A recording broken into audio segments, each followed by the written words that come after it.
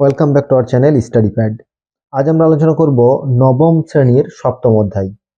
এই সপ্তম অধ্যায়ের কোষে দেখি 7.1-এর পার্ট 2 নিয়ে। এর পূর্বেই আমরা পার্ট 1-এ এই বহুপদী সংখ্যামালার বিস্তারিত আলোচনা করেছি, অর্থাৎ বহুপদী সংখ্যামালা সমস্যার সমাধান করতে গেলে কোন কোন জিনিসগুলি আমাদের জানার প্রয়োজন সেগুলো নিয়ে বিস্তারিত আলোচনা করা হয়েছে। কারণ সেই থিওরিটা যদি না জানা হয় তাহলে কিন্তু এই সমস্যাগুলির সমাধান করা যাবে না। তাই প্রথমে থিওরিটা অবশ্যই জানতে হবে। যদি তোমরা পার্ট 1 না দেখে থাকো অবশ্যই পার্ট 1 এর ক্লাসটি আগে দেখো, তারপর পার্ট 2 যে সমস্যার সমাধানগুলি করছি সেগুলি তোমরা দেখবে। কারণ প্রত্যেকটি অধ্যায়ের ক্ষেত্রে যে থিওরি থাকবে সেটা কিন্তু ভালো করে দেখবে। ভালো করে না দেখলে বুঝতেও পারবে না, শুধুমাত্র সমস্যার সমাধান করাই হবে। এখানে দেখো যেটা বলেছে যে নিচের কোন কোন ক্ষেত্রে বীজগাণিতিক সংখ্যামালাগুলি বহুপদী সংখ্যামালা, অর্থাৎ অনেকগুলি পদ আছে। এবং শুধু বহুপদী সংখ্যামালা অনেকগুলি পদ থাকলে হয় না, আরো কি থাকতে হয় সেটাও আমরা দেখছি। যে ঘাত কি হয়, ঘাতে অখণ্ড সংখ্যা থাকতে হয়। এবং এখানে কি বলা হয়েছে যে যেগুলি বহুপদী সংখ্যামালা তাদের প্রত্যেকের মাত্রা লিখি। এর পূর্বেই দেখবে আমরা যখন অখণ্ড সংখ্যা সম্পর্কে আলোচনা করছিলাম তখন চ্যাপ্টার প্রথমে, যদিও প্রথম ক্লাস আমরা আলোচনা করেছি তবু একবার দেখে নিই।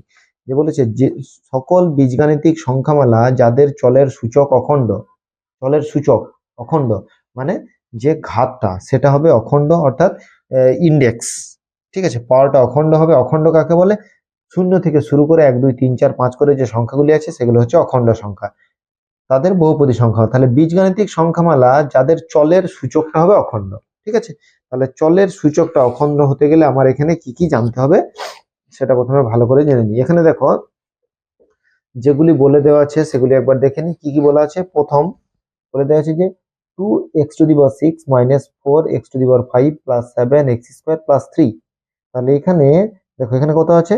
x এর মাথায় 6 আছে, x এর মাথায় 5 আছে, x এর মাথায় 3 আছে, আর এখানে সংখ্যা আছে মানে x এর মাথায় 0 আছে। তাহলে এখানে প্রত্যেকটা যে সূচক সেই সূচক কিন্তু অখণ্ড সংখ্যা, অর্থাৎ এখানে সংখ্যাগুলো অখণ্ড সংখ্যা আছে। তাহলে এটা কি? এটা হচ্ছে বহুপদী সংখ্যামালা। তাহলে আমরা প্রথমের যে অঙ্কটা আছে সেটা আমরা দেখো লিখে নিয়েছি। ঠিক আছে, 2x⁻6 - 4x⁵ + 7x² + 3। এবং এই বহুপদী সংখ্যামালার মাত্রাও বলতে হবে। তাহলে এটা কি? এটা বহুপদী সংখ্যামালা। তাহলে আমরা লিখব যে এই সংখ্যামালাটি বহুপদী সংখ্যামালা। ঠিক আছে, বীজগণিত ভিত্তিক সংখ্যামালাগুলি বহুপদী সংখ্যা। তাহলে আমরা এটা লিখব, এটা হচ্ছে বহুপদী সংখ্যামালা। তাহলে এটা সূচক কি আছে? সূচক অখণ্ড আছে। এটা বহুপদী সংখ্যামালা হয়ে গেল। বহুপদী সংখ্যামালা যখনই হয়ে গেল এবারে বলেছে মাত্রা। ঠিক আছে, এবার হচ্ছে বহুপদী সংখ্যামালা তাদের প্রত্যেকের মাত্রা। তাহলে এর মাত্রাটা কত? এর মাত্রা হচ্ছে দেখ 6। ঠিক আছে, তাহলে মাত্রাটা হবে 6। তাহলে আমরা লিখব মাত্রা হচ্ছে 6, এর মাত্রা হচ্ছে 6। তাহলে আমরা কি করলাম? প্রথমে দেখলাম যে বহুপদী সংখ্যামালা কাকে বলে, যে বীজগাণিতিক সংখ্যামালাগুলি থাকবে সেই সংখ্যামালাগুলি যদি সূচক অখণ্ড হয়, ঠিক আছে, তাহলে এটার সূচক হচ্ছে অখণ্ড এবং এর মাত্রা কত? মাত্রা হচ্ছে 6। এর পরেরটা কত দেখো, এখানে দেখো কত আছে? -2। -2 কি অখণ্ড সংখ্যা? অখণ্ড সংখ্যা নয়, তাহলে এটা বহুপদী সংখ্যামালা নয়। এটা বহুপদী সংখ্যামালা নয়। এটা লিখে দিচ্ছি, যদিও এটা লিখতে আমাকে বলেনি, শুধুমাত্র বহুপদী সংখ্যামালাগুলিকে লিখতে বলা হয়েছে। বহুপদী সংখ্যামালা নয়। ঠিক আছে, এটা বহুপদী সংখ্যামালা। তাহলে যেটা বহুপদী সংখ্যামালা সেটা আমরা লিখে দিচ্ছি। এরপর দেখো তিনেরটা কত আছে? y3। এখানে কি আছে? y⁻1। কিছু না, y⁻1 আছে এখানে দেখো, এই যে। তাহলে এই ক্ষেত্রে কি হবে? বহুপদী সংখ্যামালা। তাহলে আমরা লিখব যে অতএব বহুপদী সংখ্যামালা। ঠিক আছে, এর মাত্রা কত? এর মাত্রা হচ্ছে 3। এর মাত্রা হচ্ছে 3। এরপরটা দেখো, এরপরটা কি বলেছে? 1/x। তাহলে 1/x টাকে যখন আমরা লিখবো তখন হবে x⁻1। আমরা জানি 1 থাকলে উপরে গেলে পাওয়ারটা কি হয়? যেখানে কিছু নাই মানে 1 আছে, উপরে গেলে কত হবে? -1। এখানে হচ্ছে +2। তাহলে এই ক্ষেত্রে এই 1টা কি অখণ্ড সংখ্যা বটে? নয়। তাহলে এই ক্ষেত্রে এটা বহুপদী সংখ্যামালা নয়। যেটা বহুপদী সংখ্যামালা নয় সেটা আমার কিছু লেখারও প্রয়োজন নেই। এরপর কত আছে? এটা হচ্ছে 51। তাহলে এটা বহুপদী সংখ্যামালা। এটা হচ্ছে বহুপদী সংখ্যামালা। ঠিক আছে, এখানে মাত্রা কত?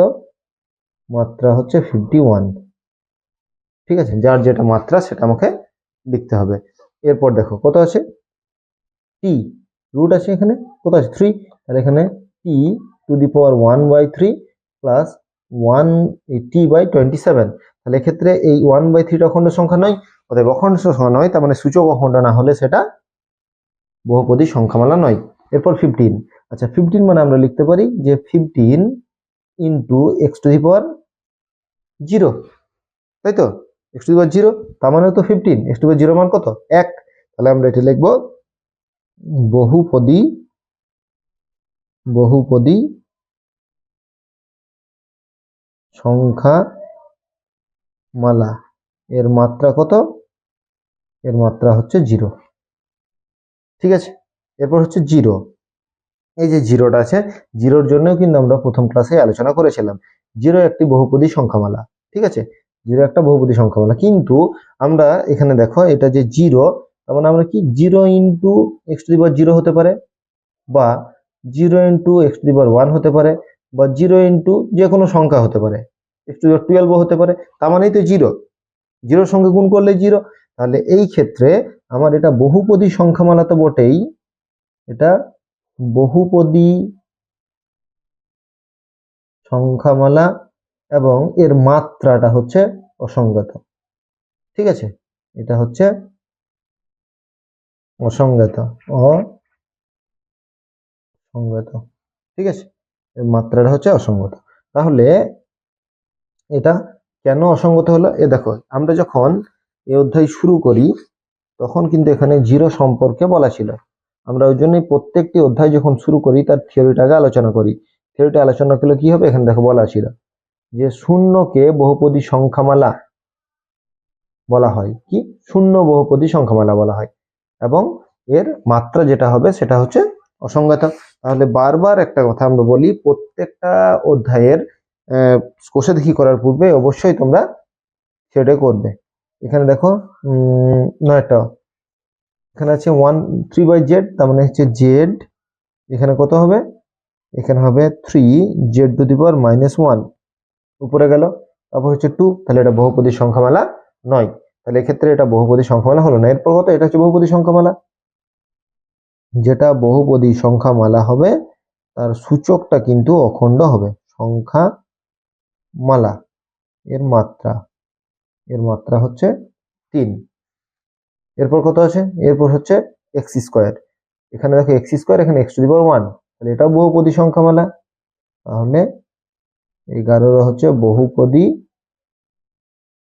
সংখ্যামালা, এর মাত্রা কত, এর মাত্রা হচ্ছে 2, ঠিক আছে। তাহলে এইভাবে আমরা প্রত্যেকটি সমস্যার দেখো সমাধান করলাম। বারবার একটা কথা বলছি যে যেটা আমাদের বহুপদী সংখ্যামালা হবে তার মানটা কিন্তু আমাদের লিখে দিতে হবে, ঠিক আছে, তার মাত্রাটা লিখে দিতে হবে। বহুপদী সংখ্যামালার একটাই শুধুমাত্র সংজ্ঞাটুকু মুখস্থ করলেই আমরা কোনটা বহুপদী সংখ্যামালা কোনটা বহুপদী সংখ্যামালা নয় খুব সহজেই বের করতে পারবো, ঠিক আছে। তাহলে 1 দাগের যে 11টি সমস্যা সেটা আমরা সমাধান করলাম। এরপর দেখো 2 দাগে কি বলা আছে, 2 দাগে বলা আছে যে নিচের বহুপদী সংখ্যামালার মধ্যে কোনটি একচল বিশিষ্ট একঘাত সংখ্যামালা, কোনটি একচল বিশিষ্ট দ্বিঘাত সংখ্যামালা, আর কোনটি একচল বিশিষ্ট ত্রিঘাত সংখ্যামালা, ঠিক আছে। আমরা ঘাতগুলো দেখেই কিন্তু আমরা বুঝতে পারবো কোনটি একচল। এবার কোনোটা যদি দ্বিচল হয় সেক্ষেত্রে আমরা লিখবো না, এখানে কিন্তু দ্বিচল আমাদের লিখতে বলা হয়নি, শুধুমাত্র একচল এবং সেই একচলের একঘাত, একচলের দ্বিঘাত এবং একচলের ত্রিঘাত, এই 3টি সংখ্যামালাকে লিখতে বলা হয়েছে। তাহলে আমরা যদি 2 এর 1 দেখি, কত বলা হয়েছে 2x + 17, অর্থাৎ 2x + 17। এখানে দেখো আমার কি বার করতে বলেছে, কোনটি একচল বিশিষ্ট একঘাত, কোনটি একচল বিশিষ্ট দ্বিঘাত, কোনটি একচল বিশিষ্ট ত্রিঘাত। তাহলে এখানে দেখো এর ঘাত কত আছে, কিছু নয়, মানে কত আছে 1 আছে, 2x, তার মানে 2x টু দি পাওয়ার 1, তাহলে এটা কি হচ্ছে একচল বিশিষ্ট একঘাত। তাহলে লিখব একচল বিশিষ্ট একঘাত সংখ্যামালা।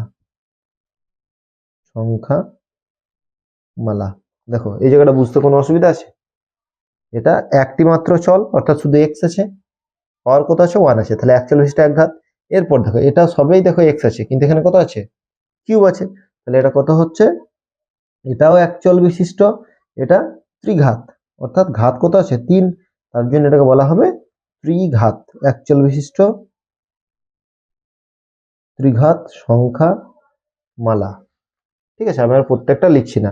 এরপর দেখো, এটা দেখো এক্স ওয়াই দুটোই আছে, তাহলে এটা একচল বিশিষ্ট নয়, এটা দ্বিচল বিশিষ্ট। আমার এখানে একচল বিশিষ্ট গুলোই লিখতে বলেছে, তার জন্য আমি আর এটা লিখছি না। এরপর দেখো চারেরটা কত 5 - x কিউব, তাহলে এখানে কত আছে কিউব, তাহলে এখানেও আমরা লিখব একচল বিশিষ্ট ত্রিঘাত, একচল বিশিষ্ট ত্রিঘাত সংখ্যামালা। ঠিক আছে, এরপর কত, এরপর দেখো আছে 2, তাই না, টি এর মাথাতে আছে 2, এখানে 1, এখানে কিছু নাই, তাহলে এটাও হচ্ছে একচল বিশিষ্ট, শুধু টি আছে। তাহলে এক্ষেত্রে আমরা বলতে পারি এই 5এরটাও হচ্ছে একচল বিশিষ্ট দ্বিঘাত,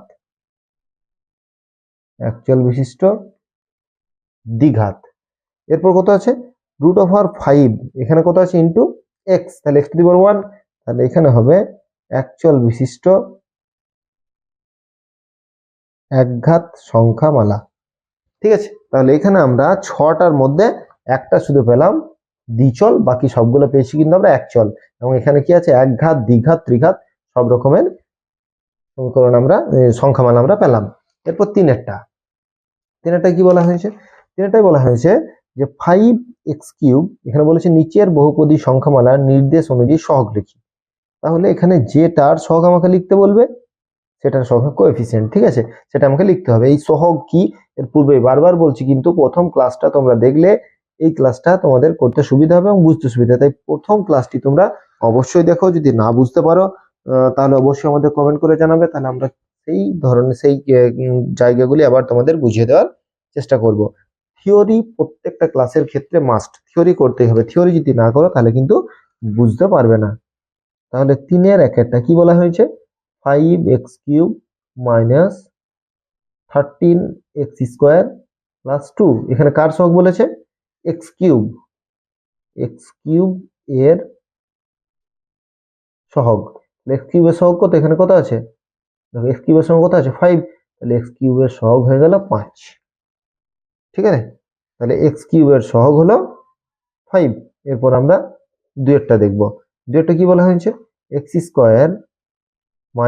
x + 2, এখানে বলা হয়েছে x এর সহগ, x এর সহগ, এখানে x² এর সহগ 1, এখানে কিন্তু -1 আছে, তাই না, তাহলে এখানে লিখব -1, তাহলে x এর সহগ হলো -1। ঠিক আছে, এরপর আমরা 3-এরটা করব। 3-এরটা কি বলা হয়েছে, 3-এরটাই বলা হয়েছে যে 8x - 19, ঠিক আছে, 8x - 19 x² এর সহগ। তাহলে প্রথমে আমরা লিখি 8x - 19, 8x - 19 x² এর সহগ বলেছে, x² এর সহগ। ঠিক আছে, তাহলে এর সহগ কত, এখানে x² গুলো কোনো পদ আছে, এখানে x⁴1 আছে, তাহলে তার আগে কত আছে x এর কোনো পদ নাই, তাহলে সহগটা কত হবে 0, যদি থাকতো তাহলে আমরা সেটা লিখলাম, যেহেতু এখানে নেই তার জন্য আমরা লিখছি 0। এরপর 4-এরটা কি বলা হয়েছে √11 √11, ঠিক আছে, √11 - 3 √11 x + x², এখানে আমাকে x⁴0 সহগ বার করতে বলেছে, x⁴0 এর সহগ, সরি x⁴0 0 করে দিয়েছি x⁴0। তাহলে এখানে দেখো, এখানে আছে x², এখানে আছে x⁴1 মানে x, আর এটা কিন্তু x⁴0, তাহলে x⁴0 এর সঙ্গে এখানে কত লেগে আছে √11, তাহলে √11। ঠিক আছে, তাহলে আমরা x⁴0 এর সহগ করলাম √11। তাহলে এখানে আমার 1, 2 এবং 3 এই 3টি দাগের সমস্যা আমরা করলাম। বেশি ক্লাস বিস্তারিত করে হয়তো বোরিং লাগবে বা হয়তো বুঝতে পারবে না, হয়তো কিছুটা দেখে হয়তো স্কিপ করে দেবে, তাই ক্লাসগুলি ছোট ছোট করালে কি তোমাদেরও বুঝতে সুবিধা। আর যদি তোমাদের মনে হয় যে না ক্লাসগুলি বড় করাই উচিত, তাহলে তবুও সেটার সাজেশন আমাদেরকে দেবে, তাহলে আমরা সেইভাবেই তোমাদের ক্লাসগুলি করানোর চেষ্টা করব। বারবার বলছি, যে কোনো ক্লাস করতে হলে প্রথমত হচ্ছে ক্লাস করার পূর্বেই থিওরি পার্টটা অবশ্যই দেখবে, তাহলে থিওরি পার্টটা দেখলে তোমাদের পড়ার প্রতি মনোযোগ বাড়বে এবং খুব সহজেই দেখবে এই অধ্যায়গুলি তোমরা অঙ্কগুলি সহজেই করতে পারছো। তাহলে আজ এই পর্যন্তই। পার্ট 2 আমরা 1, 2 এবং 3 এই তিনটি দাগের সমস্যার সমাধান করলাম। পার্ট 1 আমরা থিওরিটি আলোচনা করেছি। এরপর যেটা পড়ে থাকছে 4 থেকে 8 পর্যন্ত। এই 4 থেকে 8 পর্যন্ত যে সমস্যাগুলি আছে সেগুলির আমরা পার্ট 3 তে অর্থাৎ পরবর্তী যে ক্লাসটি হবে সেই ক্লাসে আমরা আলোচনা করব। ততক্ষণ পর্যন্ত সকলকে ধন্যবাদ। সবার দিন শুভ হোক, ভালো থাকো, সুস্থ থাকো, ভালো করে পড়াশোনা করো এবং অঙ্কের যে কোনো সমস্যা অবশ্যই আমাদেরকে জানাও। সেগুলির সমস্যা সমাধান করার চেষ্টা অবশ্যই আমরা করব। আজ এই পর্যন্তই। সকলকে ধন্যবাদ জানিয়ে আজকের ক্লাসটি এখানেই শেষ করলাম।